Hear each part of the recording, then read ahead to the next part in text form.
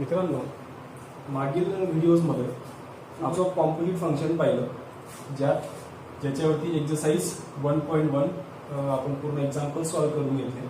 त्यानंतर inverse function आपण पाहिला, ज्याचा डेरिव्हेटिव्ह काढून पाहिला. त्यात आपण एक्सरसाइज 1.2 वरचे एक्झाम्पल्स त्याच्यात होते आणि लॉगरिथमिक डिफरन्शिएशन देखील पाहिलं. या दोघींवरती आपण एक्सरसाइज 1.3 देखील संपवलेली आहे. यानंतरचा आपण टॉपिक पाहत आहोत डेरिव्हेटिव्ह ऑफ पॅरामेट्रिक फंक्शन्स. इथे आपण जे यापूर्वीचे 4 टॉपिक पाहिले त्यात थोडं 2 मिनिटात रिवाइज करतो. आपण कॉम्पोजिट फंक्शनचा जो अर्थ पाहिला होता, त्यात एक फंक्शन जे आहे ते फंक्शनच्या आत फंक्शन या प्रकारे आपलं एक्सप्रेस केलेलं होतं, जे आपण अजून पण वापरत आहोत. 1.2, 1.3 आणि अगदी 1.5 पर्यंत आपण त्यांचा यूज करणार आहोत. त्यानंतर इन्व्हर्स फंक्शनमध्ये आपण इन्व्हर्स ट्रिग्नोमेट्रिक फंक्शन देखील पाहिलंय. इन्व्हर्स फंक्शन एक्सप्रेस करत असताना एखादं फंक्शन ज्याला आपण y = f of x लिहितो, ते function f inverse of y = x या प्रकारे एक्सप्रेस केलेलं होतं. यात देखील आपण कॉम्पोजिट फंक्शनचा यूज केलेलाच होता. त्यानंतर आपण लॉगरिथमिक डिफरन्शिएशन पाहिलं. या ठिकाणी जनरली फंक्शनचा रेस टू जर फंक्शन असेल तर अशा वेळेला आपण जास्त यूज करून पाहिलं, किंवा खूप सारं मल्टिप्लिकेशन असेल, खूप सारा डिव्हिजन असेल, क्वेश्चन असेल, अशा वेळेला आपण ते यूज करून त्यातले आपण जे 3 लॉ आहेत त्यांचा यूज केला. त्यानंतर आपण इम्प्लिसिट फंक्शन पाहिलं, जे एक्सप्रेस केलेलं असेल एक्स आणि वाय मध्ये, म्हणजे ते फंक्शन जे आहे ते xy + y² + x² या टाईपचं ते एक्सप्रेस केलेलं असेल, म्हणजे एक्स आणि वाय एकत्रित असेल. अशा प्रकारचं फंक्शन इथे आपण इम्प्लिसिट फंक्शन म्हणून पाहिलेलं आहे. या 4ही प्रकारांचा यूज आपण याच्या पुढे पॅरामेट्रिक मध्ये पण करणार आहोत आणि त्याच्या पुढचा हायर ऑर्डर डेरिव्हेटिव्ह म्हणून टॉपिक आहे आपला, त्यातही आपण करणार आहोत. म्हणजे आपण जे आधीचं सगळं शिकलेलो आहोत त्या सगळ्या गोष्टींचा उपयोग जो आहे तो पुढच्या टॉपिक मध्ये होणार आहे. म्हणून हे सगळं तुमचं मागील 14 व्हिडिओज मध्ये तुम्ही क्लिअर केलं असावं अशी अपेक्षा आहे. आणि यानंतर आपण जे पाहणार आहोत ते संपूर्ण याच्यामध्ये या सगळ्यांचा यूज कुठे ना कुठेतरी होत राहील, म्हणजे ते सगळं बेसिक त्याचं नॉलेज आहे. त्यानंतर आपण पॅरामेट्रिक फंक्शन बघणार आहोत. पॅरामेट्रिक फंक्शनचा एक्झॅक्टली मिनिंग असा आहे, या ठिकाणी दिसतंय की आपण जेवढे पण 4 प्रकार पाहिले त्या प्रत्येकामध्ये y = समथिंग होतं किंवा x y एकत्रित होता. परंतु इथे आपल्याकडे x आणि y हे दोघी जे फंक्शन्स आहेत ते वेगवेगळ्या व्हेरिएबल्स मध्ये, म्हणजे सेम व्हेरिएबल मध्ये पण वेगवेगळे एक्सप्रेस केलेले असतील. अशा प्रकारचे जे फंक्शन असतात त्याला आपण पॅरामेट्रिक फंक्शन असं म्हणणार आहोत. आणि हे इथं x जे आहे ते डिफरन्शिएबल फंक्शन असेल t मधलं, आणि y सुद्धा डिफरन्शिएबल फंक्शन असणार आहे t मध्ये, आणि y जे आहे ते डिफरन्शिएबल फंक्शन असेल x मधलं सुद्धा. म्हणजे या ठिकाणी हे y = f of x आपलं मूळ फंक्शन आहे, पण y वेगळा एक्सप्रेस केलेला आहे t मध्ये, x पण वेगळा एक्सप्रेस केलेला आहे t मध्ये, आणि अशांचं दोघींचं एकत्रीकरण करून आपण y = f of x लिहिला आहे. आणि आपल्याला काढायचा मात्र आहे dy/dx, म्हणजे डेरिव्हेटिव्ह काढायचा आहे y चा विथ रिस्पेक्ट टू x. मग अशा वेळेला आपल्याला दोघींना सेपरेटली डिफरन्शिएट करावं लागतं. म्हणजे याला x = जे f of t दिसतं आहे त्याला मी डिफरन्शिएट करणार विथ रिस्पेक्ट टू t, म्हणजे t विथ रिस्पेक्ट टू होऊन जाईल. तर अशा वेळेला dx/dt आपण काढणार. हा आपला dx/dt म्हणजे f' of t असणार आहे. सेम वे जर आपल्याकडे y = g of t दिलेला आहे तर याला देखील आपण डिफरन्शिएट करणार विथ रिस्पेक्ट टू t म्हणूनच. याला देखील आपण dy/dt g' of t लिहिणार आहोत. ज्या वेळेला हे दोघीही काढले जातील आपल्याला मिळवायचं आहे dy/dx. तर अशा वेळेला दोघी व्हॅल्यूज ज्या आहेत त्या इथे टाकणार dy/dt अपॉन dx/dt. आणि हे जे आपण तयार केलेला आहे थेरम जो आहे आपला तुमच्या बुक्स मध्ये दिलेला आहे, त्याचं प्रूफही दिलेला आहे. तर हा जो थेरम आहे dy/dx dy/dt अपॉन dx/dt, हाच थेरम आपला पॅरामेट्रिक फंक्शनसाठीचा थेरम आहे आणि याचा उपयोग करून आपण एक्झाम्पल सॉल्व्ह करणार आहोत. बाकी इथे जे तुम्हाला विथ रिस्पेक्ट टू t दिसतंय यात घाबरायची गरज नाही, कारण आपल्याकडे समजा फॉर एक्झाम्पल dy/dx ऑफ आपण log x पाहिलेला आहे. आपल्याकडे जो फॉर्म्युला आहे dy/dx of log x = 1/x, तर यात नुसता t मध्ये त्याला एक्सप्रेस करायचं आहे. तर इथे log t होईल = 1/t. म्हणजे जर with respect to value t असेल, हे फंक्शन t मध्ये दिलेलं असेल तर आपण त्याला 1/t डायरेक्ट लिहिणार आहोत. म्हणजे ते सगळे आपले x मधले जे फॉर्म्युले आपण शिकलेलो आहोत ते सगळे रिप्लेस होतील त्या व्हेरिएबल मध्ये t मध्ये. या t लाच या ठिकाणी पॅरामीटर म्हटलं जातं. तर प्रत्येक वेळेला t मध्येच हे फंक्शन एक्सप्रेस केलं असेल असं नाहीये. आपल्याला पॅरामीटर ओळखता आला पाहिजे. काही वेळेला थिटा वापरलेला असतो, m वापरलेला असतो, n वापरलेला असू शकतो. काही वेगवेगळ्या प्रकारचे अक्षर वापरून सुद्धा त्यावेळेला ते लेटर्स वापरून सुद्धा पॅरामेट्रिक फंक्शन दाखवलं जातं. फक्त आपण ते ओळखायचं आणि याप्रमाणे तो थेरम अप्लाय करून dy/dt वेगळा काढायचा, dx/dt वेगळा काढून त्याच्यात आपण dy/dx फाइंड आउट करू शकणार आहोत.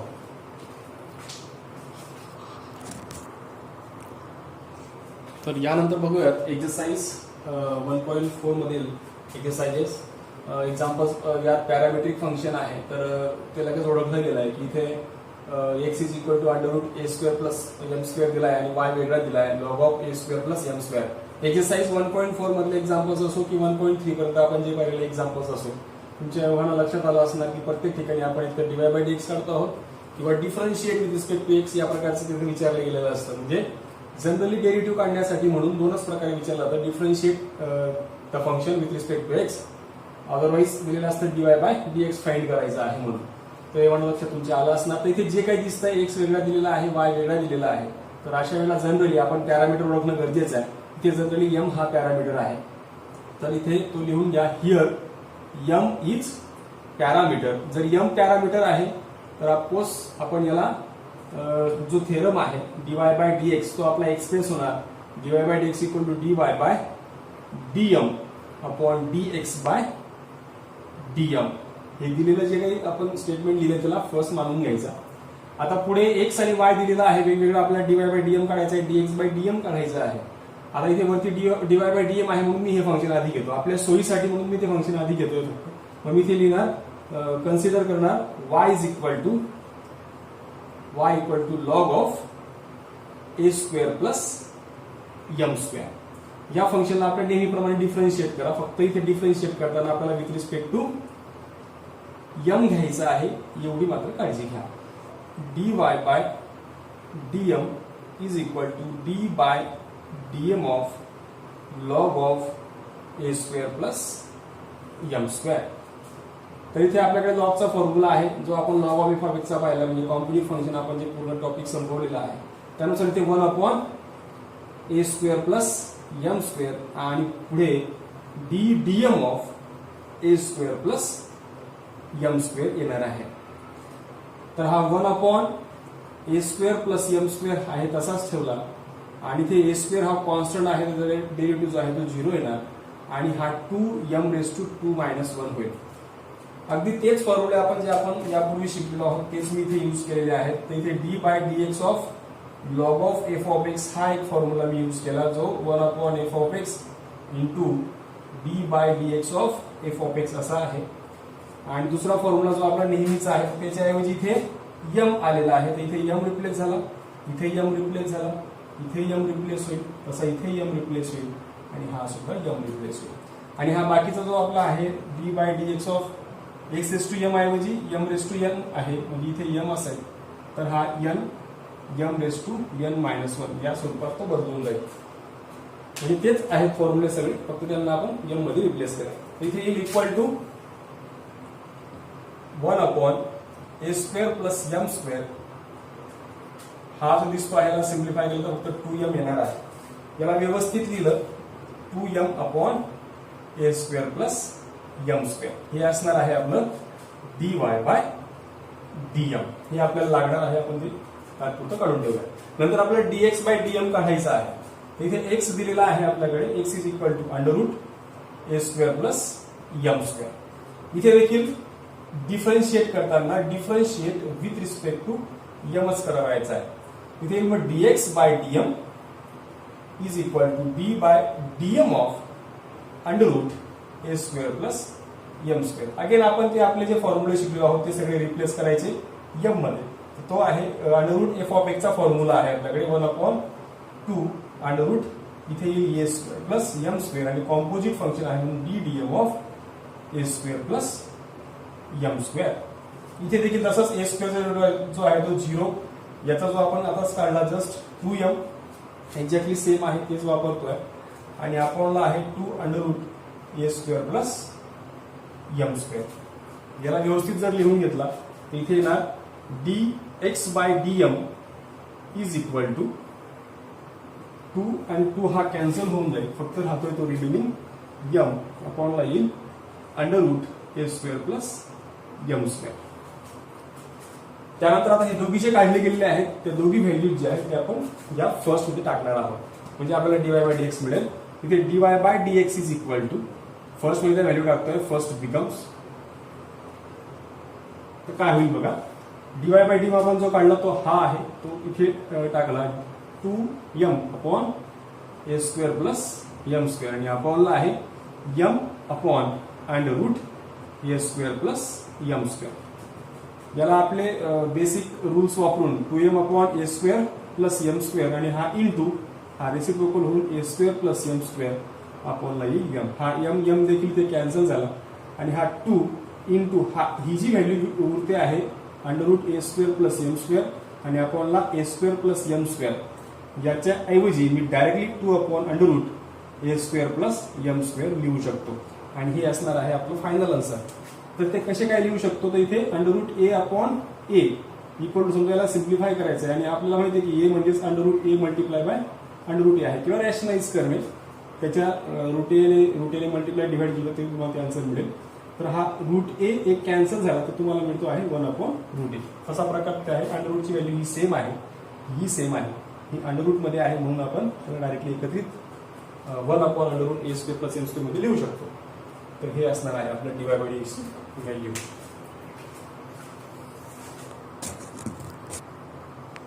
नेक्स्ट एक्झाम्पल बघूयात. Example number 5. यात देखील एक्स दिलेला आहे वेगळा आणि वाय वेगळा दिलेला आहे. X is equal to a in bracket 1 minus cos theta y is equal to b theta minus sine theta. म्हणजे एक्स हा थिटा मध्ये आणि वाय हा सुद्धा थिटा मध्ये वेगवेगळा रिप्लेस केलेला आहे. म्हणजे आपल्याला ओळखता आलं की हे एक्झाम्पल जे आहे ते पॅरामेट्रिक फंक्शनचं आहे. तर अशा वेळेला हिअर थिटा इज पॅरामीटर दिसतंय की थिटा हा पॅरामीटर आहे. तर थिटा जर पॅरामीटर आहे तर आपला जो फॉर्म्युला आहे तो dy by dx is equal to dy by d theta upon येणार dx बाय डी थिटा. तसं तुम्हाला dy बाय डी थिटा आणि dx बाय डी थिटा हे दोघी वेगवेगळे काढायचे आहेत. मी आधी y घेतो सोयीसाठी म्हणून. Consider y is equal to b theta minus sine theta. याला डिफरन्शिएट करूयात विथ रिस्पेक्ट टू थिटा. तुम्हाला आता एव्हाना कळलं असणार की थिटा विथ रिस्पेक्ट टू काय घेतो आहोत आपण आणि आपले सगळे फॉर्म्युलेचे एक्स मध्ये ते थिटामध्ये रिप्लेस होतील. तिथे dy by d theta is equal to हा b जो आहे तो व्हेरिएबलला मल्टिपल कॉन्स्टंट आहे तो बाहेर डायरेक्टली यायला हरकत नाही. इथे येईल थिटा आणि मायनस साइन थिटा. आता थिटा हा D theta by d theta होईल म्हणजेच ऑफकोर्स त्याचा डेरिव्हेटिव्ह जो आहे तो 1 येईल. मायनस त्याचा साइनचा डेरिव्हेटिव्ह आपल्याला माहिती आहे तो कॉस थिटा येणार आहे. हा असणार आहे आपला dy बाय डी थिटा. त्यानंतर आपल्याला काढायचं आहे dx बाय डी थिटा. त्यासाठी याला आणि फर्स्ट म्हणून द्यायचं. इथे x इज इक्वल टू दिलेला आहे x is equal to a into 1 minus cos theta. Exactly same way याला डिफरन्शिएट करा विथ रिस्पेक्ट टू थिटा. इथे dx by d theta equal to d by d theta. हा एक constant जो आहे तो व्हेरिएबलला मल्टिप्लाय आहे 1 मायनस कॉस थिटा.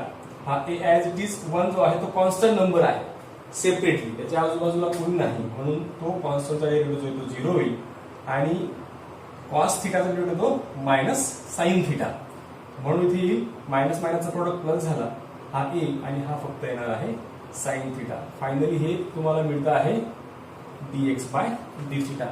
या दोघी व्हॅल्यूज ज्या आहेत त्या आपण फर्स्ट मध्ये पुट करतो. तर फर्स्ट बिकम्स म्हणजे आपल्याला dy बाय dx मिळणार आहे.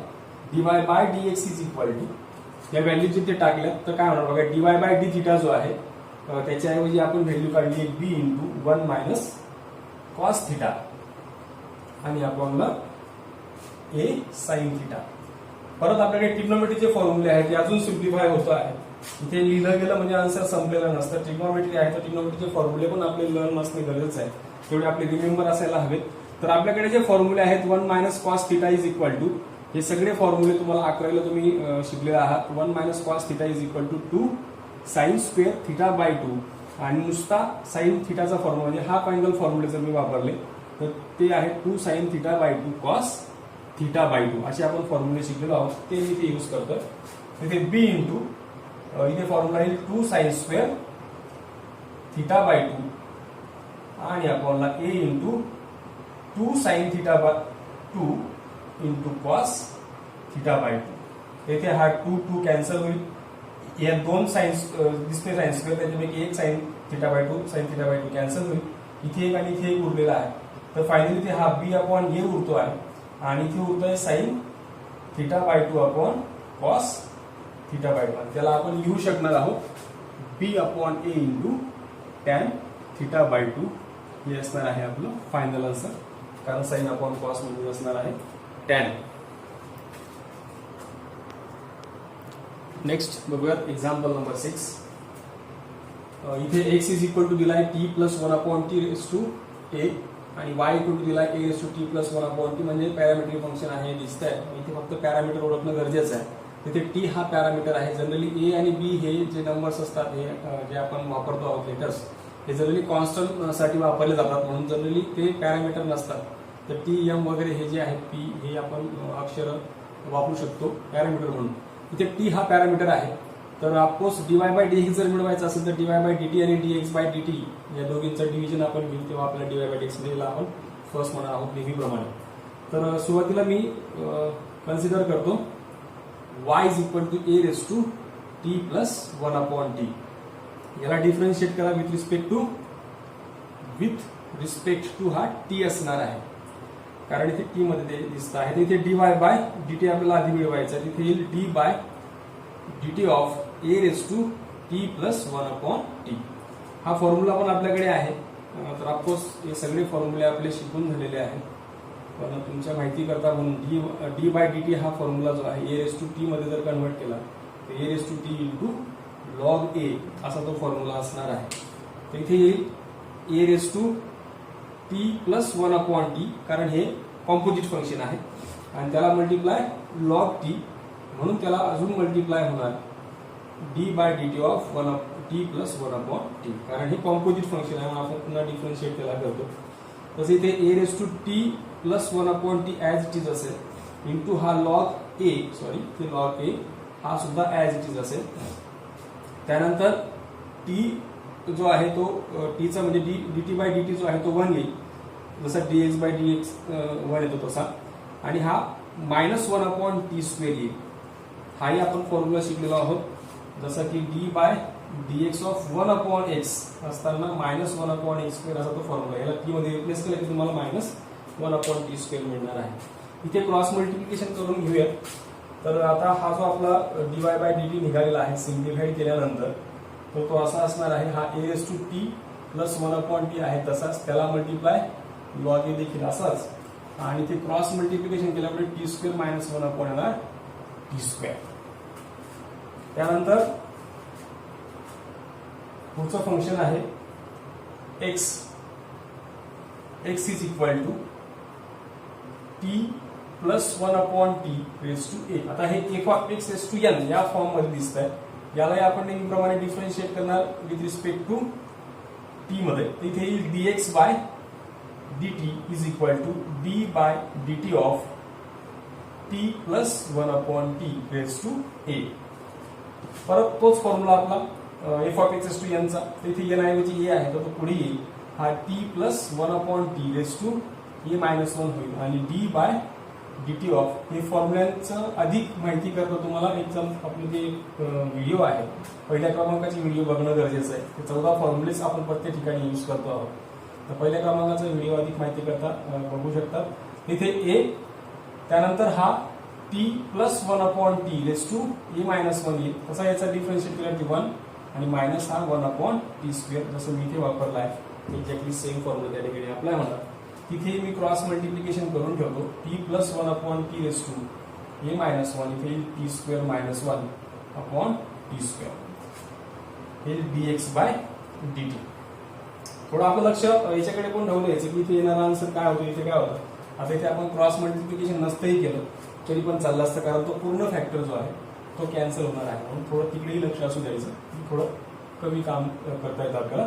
तर इथे बघा फर्स्ट बिकम्स ही व्हॅल्यू आपण फर्स्ट मध्ये ठेवणार आहोत. फर्स्ट बिकम्स इथे dy by dx is equal to, आता आपण काढलेले व्हॅल्यू इथे टाकूयात पहिल्यामध्ये. तर a raise to t plus 1 upon t into log a into t square minus 1 upon t square upon इथे a into t plus 1 upon t raise to a minus 1 t square minus 1 upon t square. फक्त मी इथे dx by dt लिहिला आणि वरती dy by dt लिहिला. यात हा पूर्ण फॅक्टर कॅन्सल होतोय, सेम आहे म्हणून. आणि इथे ही व्हॅल्यू जी आहे ती आपल्याकडे ऑलरेडी आहे. तुम्ही जर ऑब्झर्व केलं असणार तर ती व्हॅल्यू आपल्याकडे ऑलरेडी आहे. y is equal to a⁻t plus 1/t. तर त्याच्या डायरेक्ट वाईट व्हायला हरकत नाही. इंटू हा log a अपॉन a. आणि हे जे लॉ ऑफ इंडायसेस जर वापरलं तर याला मला लिहिता येणार आहे t प्लस हा 1/t मायनस (-1) हा वेगळा करून. हा आता रेसिप्रोकल वरती जर गेला तर ऑफकोर्स हा y इंटू हा log a. हे असं करण्यामागचं कारण ही व्हॅल्यू सुद्धा आपल्याकडे आहे. ती व्हॅल्यू सुद्धा आपण यापूर्वी लिहिलेली आहे. ती आहे x is equal to t plus 1/t⁻a. आणि ही सुद्धा व्हॅल्यू आपण इथे डायरेक्ट सबस्टिट्यूट करू शकतो a इंटू x. बाकी हा जो आहे तो रेसिप्रोकल होऊन वरती जर गेला तर हा t प्लस 1/t होईल. (-1) जो आहे तो चालला जाईल, कारण लॉ ऑफ इंडेक्स नुसार. क्रॉस मल्टिप्लिकेशन केलं इथे तर इथे हा t² प्लस 1 आणि अपॉनला येईल हा t, हा x आहे तसाच.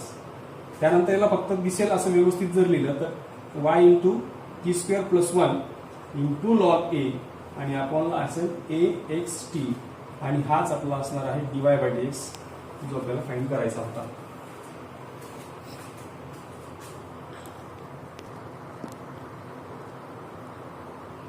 नेक्स्ट बघूयात एक्झाम्पल नंबर 8. एक्झाम्पल नंबर 8 मध्ये देखील x दिलेला आहे cos inverse of 4t³ minus 3t. y equal दिला आहे tan inverse of √1 minus t² upon t. इथे देखील t हा पॅरामीटर आहे आणि ऑफकोर्स dy/dx जो आहे तो आपला dy/dt अपॉन dx/dt या साहाय्याने मिळणार आहे.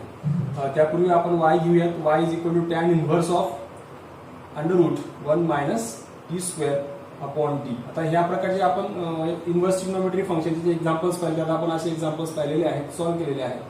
अशा जनरली आपण स्टँडर्ड सबस्टिट्यूशन वापरतो आणि त्यात मी तुम्हाला म्हटलं होतं की सबस्टिट्यूशन जे पूर्ण टेबल आहे तो पाठ करण्यापेक्षा आपल्या जर ट्रिग्नोमेट्रीचे सगळे फॉर्म्युले पाठ असतील तर आरामात आपल्याला कळतं की आता हा tan इनव्हर्स इथे tan येणं गरजेचं आहे. tan किंवा कॉट पैकी एक या पूर्ण ब्रॅकेटच्या आत असणं गरजेचं आहे. मग अशा वेळेला जनरली आपण काय करतो, इथे 1 मायनस tan² दिसतोय आणि आपल्याकडे 1 मायनस cos² चा फॉर्म्युला आहे, तो sin² येतो. म्हणजे वरती साइन ऑटोमॅटिक येऊन जाईल आणि आपल्याला कॉस येऊन जाईल. म्हणजे आपल्याला टी बद्दल कॉस पुट करायला लागणार आहे की त्याच्यावरून आपल्याला कळतं. पण त्यासाठी गरजेचं आहे ट्रिग्नोमेट्रीचे सगळे फॉर्म्युले पाठ असणं. कारण आपण असं शिकलोय की 1 मायनस t² कॅल्क्युलेट असेल तर आपण साइन किंवा कॉस पुट करू शकतो. पण इथे जर आपण साइन पुट केला तरीही आन्सर येईल, पण इथे मध्ये कॉट येऊन जाईल कारण अपॉनला जो आहे तो साइन येणार आहे. पण आपल्याला अपॉनला कॉस आला तर तो ऑटोमॅटिक टॅन मध्ये कन्वर्ट होऊन जाईल. म्हणून आपण जनरली दोघींपैकी कोण निवडायचा हे डिपेंड करतं ट्रिग्नोमेट्रीच्या फॉर्म्युलावरती. म्हणून सोयीस्कर मार्गाने जायचं असेल तर फॉर्म्युले पाठ करणं गरजेचं आहे. इथे आपण t is equal to put करणार आहोत कॉस थिटा. तर ऑफकोर्स हा थिटा जो आहे तो येईल कॉस इनव्हर्स ऑफ t. आता पुढे आपण याच्यात व्हॅल्यू जर पुट केली तर इथे येईल y is equal to tan inverse of, म्हणजे आपण आधी y सिम्प्लिफाय करतो आहोत. इथे 1 मायनस cos² थिटा अपॉनला येईल कॉस थिटा इक्वल टू हा tan inverse of 1 minus cos² theta म्हणजेच sin² थिटा. परत आपल्याकडे आयडेंटिटीज आहेत फंडामेंटल, त्या आपण वापरतो आहोत. इक्वल टू हा tan inverse of square root cancel झाल्यानंतर इथे येईल sine theta upon cos theta. Sine upon cos जो आहे तो टॅन येतो म्हणून इक्वल टू येणार tan inverse of tan theta. आणि फायनली टॅन इनव्हर्स कॅन्सल इथे येईल थिटा आणि थिटा आपण कॉस इनव्हर्स ऑफ टी लिहिला आहे. Theta is equal to cos inverse of t. म्हणजे आपल्याला हा वाय सिम्प्लिफाईड करून मिळाला आहे. पुढे याला आपण डिफरन्शिएट करणार. ऑफकोर्स जो पॅरामीटर आहे विथ रिस्पेक्ट टू टी, इथे येईल मग dy/dt is equal to d/dt of cos inverse of t. याचा देखील फॉर्म्युला आपल्याकडे आहे, तो आहे -1/√1 मायनस इथे t². कारण आपल्याकडे जो फॉर्म्युला आहे आपण शिकलेला त्या फॉर्म्युल्यानुसार इथे फक्त आपल्याला रिप्लेस करायचा आहे तो फॉर्म्युला टी मध्ये. तर तो फॉर्म्युला रिप्लेस होणार तो -1/1 मायनस t² हा √ मध्ये आहे. कारण आपण x मध्ये त्याला शिकलेलो आहोत, तो आपण इथे टी मध्ये अप्लाय केला. इथे dy/dt ही तुम्हाला dy/dt मिळाली आहे. त्यानंतर dx/dt काढायचा आहे तर x इज इक्वल टू दिलाय आपल्याकडे. x is equal to cos inverse of 4t³ minus 3t. जो आपण टेबल काढला त्यात तुम्हाला डायरेक्ट दिसणार की अशा ठिकाणी आपण कॉस पुट करणार आहोत. पण तरीही आपले फॉर्म्युलेचा पार्ट असेल तर 4 cos cube theta minus 3 cos theta हा फॉर्म्युला आहे. म्हणून आपण पुट करणार T is equal to cos theta, तर थिटा इक्वल टू येणार कॉस इनवर्स ऑफ टी. तर इथे एक्स इज इक्वल टू ती व्हॅल्यू पुट केल्यावरती 4 cos cube theta minus 3 cos theta असं येणार आहे. आणि हा संपूर्ण फॉर्म्युला तयार होतो कॉस ऑफ 3 थिटाचा. म्हणजे हा कॉस इनवर्स गेला तिथे येईल 3 थिटा आणि इथे थिटाची व्हॅल्यू जी आपल्याकडे होती ती ठेवली कॉस इनवर्स ऑफ टी. आणि नंतर याला आपण डिफरन्शिएट करणार आहोत. डिफरन्शिएट विथ रिस्पेक्ट टू इथे ऑफकोर्स टी आहे म्हणून टी मध्येच इथे dx by dt is equal to 3 constant आहे d dt of cos inverse of t. आणि कॉस इनवर्सचा लिमिट जो आहे तो आपण आता जस्ट लिहून पाहिला. तर इथे -1 upon under root 1 minus T square. आता ही जी व्हॅल्यू निघाली आहे ती असणार आहे dx बाय dt ची. -3 अपॉन याला मध्ये मल्टिप्लाय करून लिहून घेतला तर हा dx बाय dt. दोघी व्हॅल्यूज निघाल्यानंतर त्या आपण फर्स्ट मध्ये सबस्टिट्यूट करतो. ते फर्स्ट बिकम्स फर्स्ट म्हणजे dy बाय dx निघणार आहे. dy by dx is equal to आपण जो आधी काढला आहे dy बाय dx तो आहे -1 upon under root 1 minus T square upon आणि हा काढला आपण -3 upon under root 1 minus T square. हे दोघी स्क्वेअर रूटच्या आतले व्हॅल्यू कॅन्सल होतील. मायनस मायनसचं डिव्हिजन किंवा कॉशन जो आहे तो पॉझिटिव्ह होईल आणि फायनली फक्त 1 अपॉन 3 उरतो आहे. हे असणार आहे आपलं फायनल आन्सर. नेक्स्ट बघूयात एक्झाम्पल नंबर मेन सेकंड. त्यात देखील आपल्याला फाइंड dy बाय dxच आहे. इफ मात्र इथे एक्स दिलाय वाय दिलाय ते पण आहे, परंतु ही जी गोष्ट आहे ती एक्स्ट्रा अशी दिलेली आहे. म्हणजे इथे तुम्हाला फक्त मागच्या एक्झाम्पल प्रमाणे जरी सॉल्व्ह करायचं असलं तरी शेवटी मात्र तुम्हाला थिटाची व्हॅल्यू जी आहे ती सबस्टिट्यूट करून द्यायची. आपण शेवटच्या आन्सरमध्ये थांबत होतो. आता मात्र जे आन्सर आपलं टी मध्ये थिटा मध्ये एम मध्ये जे पण येत होतं त्यात ती व्हॅल्यू तुम्हाला दिलेली असणार आहे. ती तुम्हाला ती सगळ्यात शेवटी आन्सर आल्यानंतर टाकून द्यायची आणि मग सिम्प्लिफाय करून तुमचं फायनल आन्सर येणार आहे. इथे देखील एक्स वेगळा दिलाय वाय वेगळा दिलाय आणि थिटामध्ये दोन्ही फंक्शन्स दिलेले आहेत. तर थिटा या ठिकाणी पॅरामीटर असणार आहे. म्हणजे आपण dy बाय डी थिटा आणि dx बाय डी थिटा काढणार आहोत आणि ते dy बाय dx मध्ये टाकून मग आपल्याला मिळणार आहे फायनली. तर इथे y is equal to cos cube theta मी आधी घेतला सोयीसाठी म्हणून, तसं तुम्ही एक्स घेता हरकत नाही. तर हे आपण dy बाय डी थिटा आधी ठेवतो म्हणून मी y आधी काढून ठेवतो. इथे याला डिफरन्शिएट करायचं जो पॅरामीटर आहे त्यात विथ रिस्पेक्ट टू थिटा. इथे येईल dy by d theta is equal to d by d theta of cot cube theta.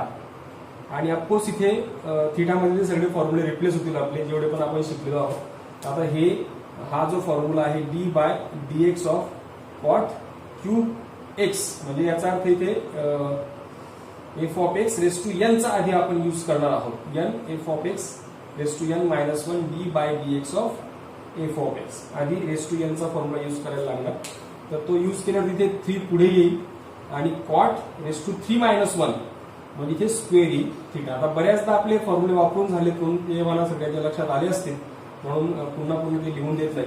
आणि d by d theta of इथे येणार कॉट थिटा. मग आपण थोडं शॉर्टकट वापरण्याचा प्रयत्न करूयात. ते 3 हा कॉट स्क्वेअर थिटा इंटू हा कॉट जो आहे त्याचा डेरिव्हेटिव्ह आपल्याला माहिती आहे मायनस कोसेक स्क्वेअर थिटा. तर ही मायनस साईन पुढे लिहितो तर हा -3 कोसेक स्क्वेअर थिटा सुद्धा व्यवस्थित लिहिला आणि नंतर कॉट थिटा लिहिला कॉट स्क्वेअर थिटा. तर हे असणार आहे आपलं dy बाय डी थिटा. त्यानंतर आपल्याला मिळवायचं आहे dx बाय डी थिटा. तर आपण x इज इक्वल टू दिलाय तो आधी लिहून घेऊयात. x दिलेला आहे कोसेक स्क्वेअर थिटा. इथे देखील डिफरन्शिएट करताना विथ रिस्पेक्ट टू थिटा घ्यायला लागणार.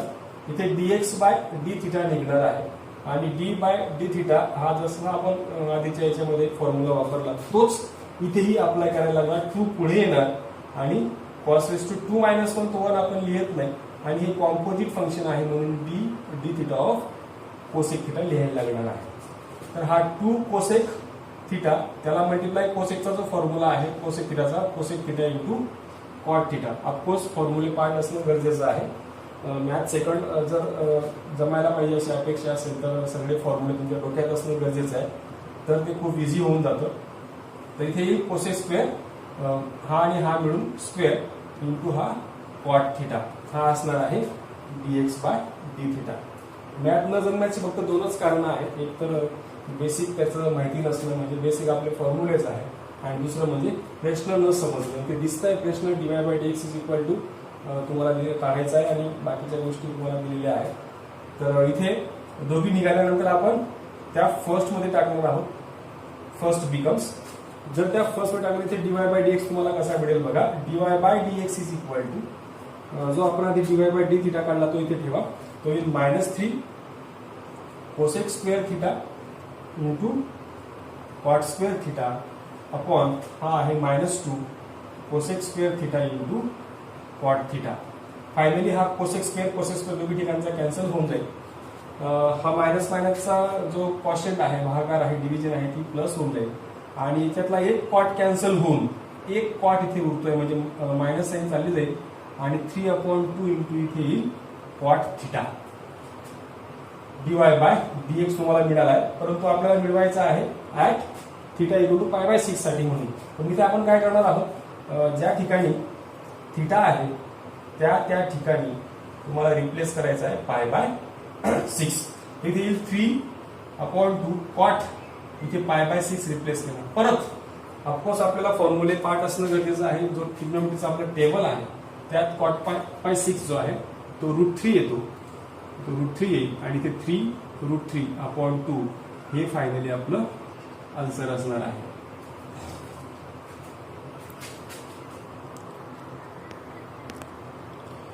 नेक्स्ट एक्झाम्पल बघूयात. Example number 4. इथे देखील एक्स आणि वाय वेगवेगळा दिलेला आहे. तर टी मध्ये दिलेले दोन्ही फंक्शन्स, त्यामुळे हे पॅरामीट्रिक फंक्शन आहे आणि वरून इथे टी हा पॅरामीटर आहे. तर मागील प्रमाणेच dy by dx equal dy by dt आपण dx बाय dt आधी y घेऊया आणि आपल्याला at t is equal to π/4 साठी dy बाय dx काढायचं आहे. तर याला डिफरन्शिएट करूयात. नेहमीप्रमाणे differentiate with respect to T. तर इथे येईल dy by dt is equal to या ठिकाणी कॉन्स्टंट व्हेरिएबलला मल्टिप्लाय म्हणून d by dt of sine t minus इथे d by dt of sine 2t येईल. आता इव्हन आपले फॉर्म्युले पार्ट झालेले आहेतच.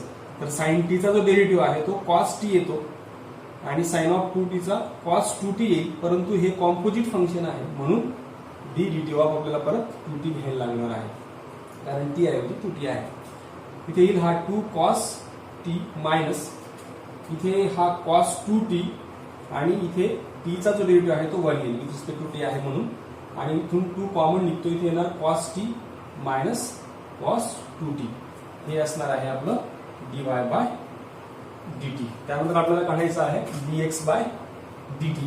तर इथे x इज इक्वल टू दिलाय 2 cos t plus cos 2t. याला डिफरन्शिएट करूयात with respect to t. Differentiate with respect to t. तर इथे येईल dx by dt is equal to 2 व्हेरिएबलला मल्टिपल पुढे लिहिला cos t प्लस याला separate d by dt join केला, ऑपरेट केला. तर इथे आपल्याला कॉसचा पण डेरिव्हेटिव्ह माहिती आहे. कॉसचा जो डेरिव्हेटिव्ह आहे तो साइन येतो म्हणून साइन t. इथे देखील मायनस साइन येतो कॉसचा डेरिव्हेटिव्ह, इथे सुद्धा मायनस साइन 2t आणि हे परत कॉम्पोजिट फंक्शन आहे म्हणून d dt ऑफ 2 घ्यायला लागणार.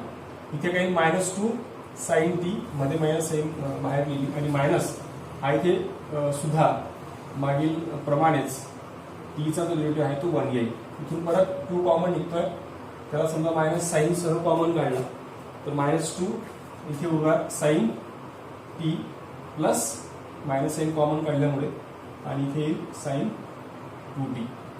हा असणार आहे आपला dx बाय dt. ही व्हॅल्यू आपण कुठे ठेवतो, फर्स्ट मध्ये, म्हणजे फर्स्ट बिकम्स. यात dy बाय dx आपल्याला मिळवायचा आहे, फाइंड करायचा आहे, म्हणून dy by dx is equal to इथे dy बाय dt आपण जो काढला आहे तो लिहा. तो 2 into cos t minus cos 2t अपॉनला -2 into sine t plus sine 2t. इथे देखील 2 गेट कॅन्सल्ड, मायनस साइन आहे तशीच राहील किंवा ही मायनस साइन इथे मल्टिप्लाय केली जाणार आहे, पण तिला बाहेर राहू देऊया. इथे उरेल मग cos t minus cos 2t आणि अपॉनला sine t plus sine 2t ही व्हॅल्यू निघाली आपली dy बाय dx ची. परंतु आपल्याला dy बाय dx काढायचा आहे at t is equal to pi by 4 साठी म्हणून. तर मग आपण या ठिकाणी व्हॅल्यूज ठेवूया. ज्या ज्या ठिकाणी टी आहे त्या त्या ठिकाणी आपल्याला पाय बाय 4 रिप्लेस करायचं आहे. तिथे येईल cos of pi by 4 minus cos of 2 pi by 4 upon इथे sine pi by 4 plus sine 2 pi by 4. ज्या ज्या ठिकाणी टी होता त्या त्या ठिकाणी फक्त मी पाय बाय 4 रिप्लेस केलेला आहे.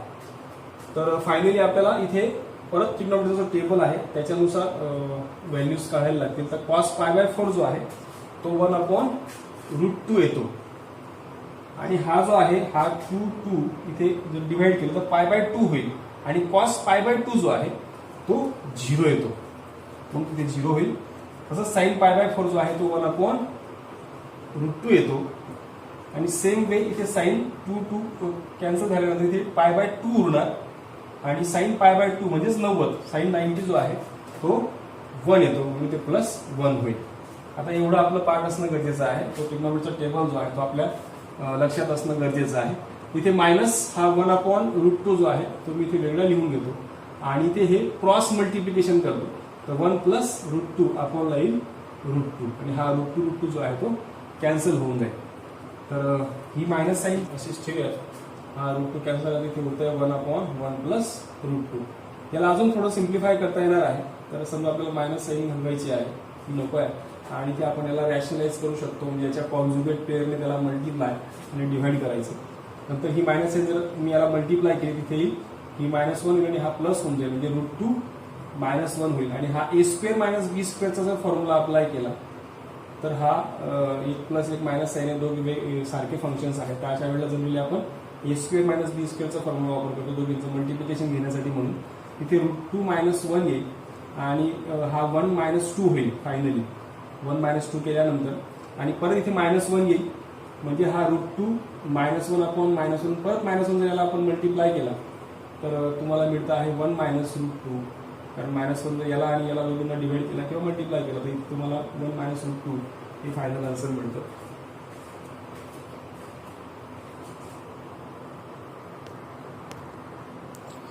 नेक्स्ट एक्झाम्पल बघूया. Example number 5. इथे x = t + 2 sin πt दिलेला आहे आणि y = 3t - cos πt दिला आहे आणि ऍट t = 1/2 साठी आपल्याला dy बाय dx फाइंड करायचा आहे. इथे देखील दिसतंय की t हे पॅरामीटर आहे म्हणून dy बाय dt आपण dx बाय dt आपण dy बाय dx ऐवजी लिहू शकतो आणि आपल्याला हा मिळवण्यासाठी या दोन्ही व्हॅल्यूज मिळवायच्या आहेत. त्याच्या आधी मी कन्सिडर करतो y = 3t - cos πt नेहमीप्रमाणेच आहे.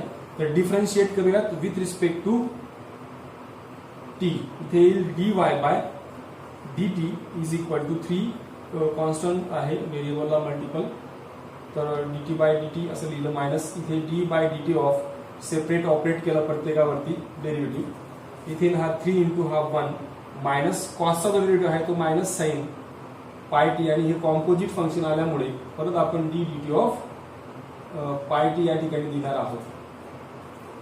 त्यानंतर हा 3 ॲज इट इज हा मायनस मायनसचा प्रॉडक्ट प्लस झाला इथे येईल साइन पाय टी आणि इथे परत पाय इंटू हा जो टी आहे त्याचा डेरिव्हेटिव्ह जो आहे तो 1 येणार आहे आणि म्हणून आपण इथे त्याचा डेरिव्हेटिव्ह जो आहे तो 1 लिहितो आहोत. त्यानंतर याला फक्त व्यवस्थित लिहून घेतो 3 + पाय साइन पाय टी हा असणार आहे आपला dy बाय dt. त्यानंतर आपल्याला काढायचं आहे dx बाय dt. त्यासाठी x दिलेला आहे x = t + 2 sin pi T. यालाही डिफरन्शिएट करूयात विथ रिस्पेक्ट टू t. इथे येईल dx by dt is equal to d by dt of t plus 2 पुढे लिहिला d by dt of sine pi T equal to हा 1 plus 2 into cos pi T आणि इथे येईल d dt of pi T कारण हे composite function आहे. हा 1 + 2 कॉस ऑफ पाय टी आणि परत पाय इंटू हा त्याला मल्टिपल म्हणजे त्याचा डेरिव्हेटिव्ह जो आहे टीचा तो 1 येणार आहे. याला देखील व्यवस्थित 1 + 2 into pi cos of pi T हा असणार आहे आपला dx बाय dt. या दोघी व्हॅल्यू जे आपण काढलेल्या आहेत dy बाय dt आणि dx बाय dt या टाकायच्या आहेत फर्स्ट मध्ये, म्हणजे dy बाय dx आपल्याला फाइंड करता येणार आहे. dy by dx is equal to या दोघी व्हॅल्यूज काढल्या ते टाकतो. इथे येईल 3 plus pi into sine pi T. कसं दाखवला हा 1 प्लस 2 पाय कॉस ऑफ पाय टी. परंतु आपल्याला मिळवायचा आहे dy by dx at t is equal to 1/2 साठी, म्हणून आपण या ठिकाणी ज्या ज्या ठिकाणी t आहे त्या ठिकाणी 1/2 रिप्लेस करणार आहोत. म्हणजे जिथे π/2 तो होऊन जाईल, तसं इथे देखील कॉस ऑफ π/2 तो होऊन जाईल, कारण 1/2 टाकतो आहे म्हणून. त्याला पुढे सिम्प्लिफाय करूयात. तसंच परत एकदा ट्रिग्नोमेट्रिक टेबलचा जो टेबल आहे आपल्या sine cos tan cot sec कोसेकचा, तो आपला पार्ट असणं गरजेचं आहे. तर त्या व्हॅल्यूज ज्या आहेत त्या आपण इथे टाकू शकतो. तर साइन π/2 जो आहे तो 1 येतो आणि हा 1 ऍज इट इज असेल, प्लस कॉस π/2 जो आहे तो मात्र 0 येतो. म्हणून 3 प्लस पाय अपॉनला 1 येईल. 1 आपण अपॉनचा लिहत नाही, म्हणून finally dy by dx is equal to मिळणार आहे 3 प्लस पाय. ट्रिग्नोमेट्रिक टेबलनुसार हा π/2 म्हणजे साइन 90 असणार आहे. साइन 90 डिग्री आणि कॉस 90 डिग्री या दोघींचा आपण यूज केला आहे. हा आपला 1 येतो आणि हा 0 असतो. π/2 म्हणजेच 90 डिग्री असतं आणि साइन 90 डिग्री 1, कॉस 90 डिग्री 0 येतो.